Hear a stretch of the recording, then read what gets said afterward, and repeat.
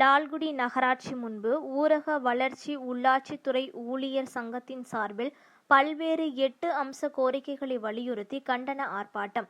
திருச்சி லால்குடி நகராட்சி முன்பு ஊரக வளர்ச்சி உள்ளாட்சித்துறை ஊழியர் சங்கத்தின் சார்பில் 8 அம்ச கோரிக்கைகளை வலியுறுத்தி கண்டன ஆர்ப்பாட்டம் நடைபெற்றது.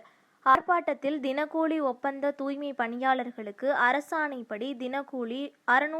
650 வழங்கிடக் கோரியும், தமிழக அரசு தூய்மை பணியாளர்களின் அரசு உத்தரவினை மாநகராட்சி, நகராட்சி, பேரூராட்சிக்கான அரசாணையை ரத்து செய்ய கோரியும், குறைவான ஆட்களை வைத்து கடுமையாக வேலை வாங்குவதை நிறுத்தி மக்கள் தொகைக்கு ஏற்ப ஆட்களை சேர்க்க வேண்டும், தூய்மை பணியாளர்களுக்கு இலவச வீட்டு மனை பட்டா வழங்கிட நடவடிக்கை எடுக்க கோரியும், ஒப்பந்தத்தில் உள்ளபடி காலை 6 மணி முதல் மதியம் 2 மணி வரை வேலை செய்ய கையெழுத்திட்டதை தற்பொழுது 6 மணி வரை வேலை செய்ய சொல்வதை நிறுத்த வேண்டும் என்ற கோரிக்கைகளை முன்வைத்து ஆர்ப்பாட்டம் நடைபெற்றது.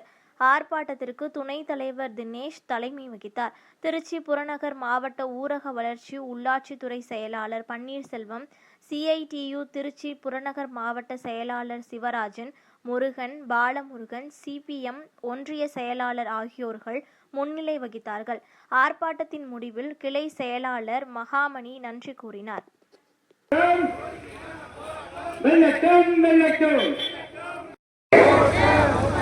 மீறாதே மீறாதே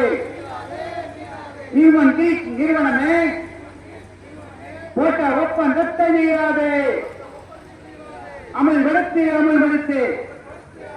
2D 62 படி மாவட்ட ஆட்சித்தலைவர் அறிவித்துள்ள நாட்கூலி 650 அமல்படுத்து